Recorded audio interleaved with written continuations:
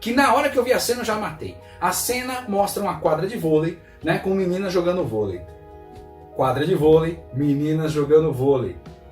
E aí, o que vocês pensam? Tem uma cena ali, olha, uma bola, ela tá sendo trocada e tem uma menina bastante tímida ali na quadra e alguém joga a bola nela e ela não consegue pegar. Alguém grita: pô, Carrie, que coisa, meu, você não sabe jogar bola, pô, com você a gente vai perder sempre. Sacaram? Sacaram? Carrie, a estranha.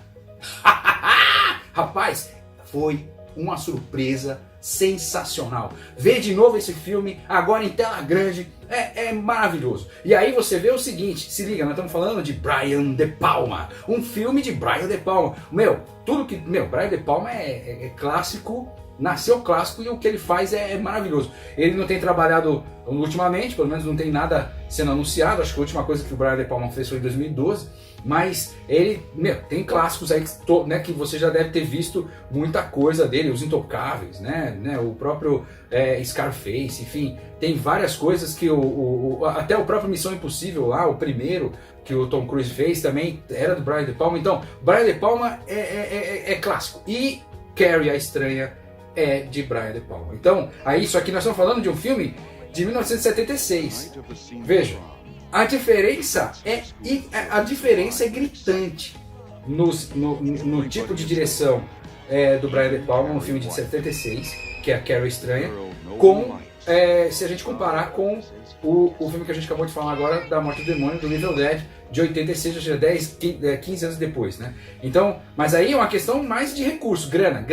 Quem tem grana mais? Quem tem mais recursos? Quem conseguiu mais recursos para fazer o filme? Quem teve mais orçamento, né, para fazer o filme? Quem teve mais patrocínio para fazer o filme, entende? Então, isso muda totalmente aí, claro, né? E aí vem a genialidade também do Brian De Palma, que detona tudo e consegue também fazer maravilhas. E aí tem um monte de coisa, mas vamos falar um pouquinho do enredo de Carrie, a Estranha. Se você não conhece, vale a pena conhecer, mas vamos lá, basicamente aqui, resumindo, é o seguinte: nós estamos falando aqui de uma menina, né, que ela tá saindo ali da puberdade ali, né, e ela tá começando, na verdade, né, uma puberdade meio atrasada que ela teve, começa a descobrir como que funciona o corpo feminino efetivamente, mas isso nós estamos falando no final de um período do colégio, manja, onde vai ter um baile, né? Onde vai ter ali uma colação de grau, né? Então, ou seja, onde tem uma galera que precisa se formar, precisa de nota, uma galera que precisa considerar ali, tem que fazer alguns trabalhos para fazer isso, tem que fazer um monte de coisa. Então, veja, é um negócio que não é uma coisa muito tranquila. Todo mundo sabe, todo mundo já passou pela adolescência, todo mundo já passou pela fase da puberdade, pelo final do colégio e tal. Não é um período muito tranquilo, né? Em geral, a gente costuma dizer que a adolescência, ela é uma fase em que a gente passa a vida inteira tentando se recuperar. E basicamente é isso. Outro cara então que a gente tem que falar é do Stephen King, que é o autor do roteiro original. O roteiro adaptado é do Lawrence Cohen, né? E ele vem justamente do livro do Stephen King, chamado Carrie, a própria Carrie Estranha mesmo, né? E você pode encontrar esse livro com esse nome, com essa nomenclatura, também nas livrarias aí, caso você queira também sentir o frio na espinha, né?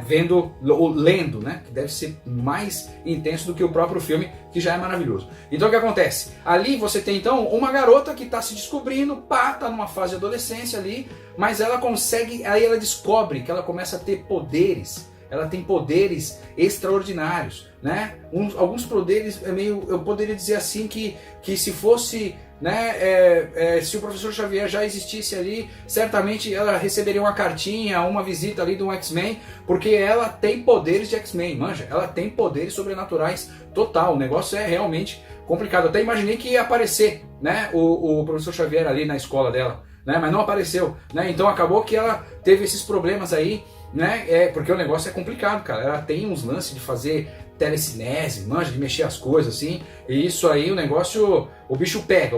E o negócio é o seguinte: nós estamos falando de uma menina que não sabe nada da vida, né? Nós estamos falando dos anos 70, beleza? Nós estamos falando aí de uma criação onde ela só tem a mãe, né? Onde a mãe é extremamente religiosa, beataça mesmo, daquelas que, mano, né, radical, né? Então, esse tipo de coisa começa a ficar pesado, entendeu? Aí, mas o filme começa a ter mais desdobramentos e fica pesado mesmo ali do meio pro fim. Mas assim, do meio, eu diria 75% do filme para frente, ou seja, né, 3/4 do filme é meio que contando a história dela, né? A gente pode dizer basicamente o seguinte, né, a primeira metade do filme, né, os primeiros 15 minutos é contando tipo ela descobrindo ela. Depois tem toda uma fase dela ter uma convivência dela com a mãe dela, né? E aí, claro, chega perto do fim que o bicho pega demais e aí vale a pena você assistir. Várias cenas desse filme são usados até hoje na cultura pop como um todo. Então toda vez que você assistir um filme que tem um baile com estudantes, né, enfim, com gente para se formar, baile de formatura, e quando você vê que tem gente, que tem uma pessoa que está ganhando prêmio, né, um prêmio que, né, é a rainha do baile ou qualquer coisa, você já lembra da Carrie a Estranha. Se você não lembra ainda, é porque você não viu o filme. Porque uma vez que você assistir Carrie a Estranha, você não esquece jamais. Um lance que a gente tem que colocar aqui é justamente aquele o uso que ele usa muita grua. Ele usa muita grua, que são os recursos, né, de você ficar com câmeras acima, né, para você poder pegar câmeras com takes superiores. Então, ou seja, né, a primeira tomada do filme Carrie Estranha é justamente uma tomada superior da quadra de vôlei, que você consegue ver todo mundo jogando vôlei e você fala, meu, essa cena é uma cena que fica na tua cabeça para sempre, né? Porque ela é muito bem feita. Então beleza, isso aí é uma característica. Outra coisa, você pode ver nesse filme, por exemplo, tem uma cena ali, uma cena sensacional, tem um plano sequência, tem vários, né? Mas tem um plano sequência nessa cena aí, nesse filme, que dura mais ou menos aí uns 4 minutos, mais ou menos. Não sei se chega a isso, né? É uma hora em que chega a Carrie junto com seu parceiro, né, no baile, e a câmera pega desde o começo, que tá pegando, né, saiu lá do carro, vai entrando, beleza, entra no baile, beleza, e aí vai entrando, tipo, pega toda a estrutura do palco e tudo que tá acontecendo ali em uma única tomada, um negócio muito bem feito, coisa de Brian De Palma mesmo. Então vale muito a pena. Meu, gosta de cinema, se você gosta de cinema, você tem que conhecer Carrie a Estranha. É um filme muito bem feito mesmo. E se você quer, escrever roteiro, é Stephen King, né? Não tem jeito, né? Esse filme, o Carrie a Estranha, ele concorreu a 2 Oscars. Né, os 2 Oscars justamente de interpretação, tanto da atriz quanto da atriz coadjuvante, porque a atriz, que é a Sissy Spacek, ela detonou, fez muito bem feito ali, não ganhou o Oscar, mas concorreu, e outra que concorreu também não ganhou, foi a mãe dela, né, que é a Margaret White, né, Carrie White e Margaret White, exatamente, a família White, né, a Margaret White, que é interpretada pela Piper Laurie, mas cara, manda muito bem. Então, ou seja, o filme é muito bom, tem uma ótima interpretação, né, não tem nem o que falar. Também tem um ator novinho que você vai reconhecer de cara, John Travolta ainda no comecinho da carreira ali, trabalhando com o Brian De Palma, né? É muito legal mesmo, ele faz ali algumas pontas, uma participação bastante importante nesse filme também. Então vale a pena você conferir. É isso aí, turma. Lembre-se sempre que cada filme que você assiste é uma história que você aprende. A gente se vê nas salas do cinema.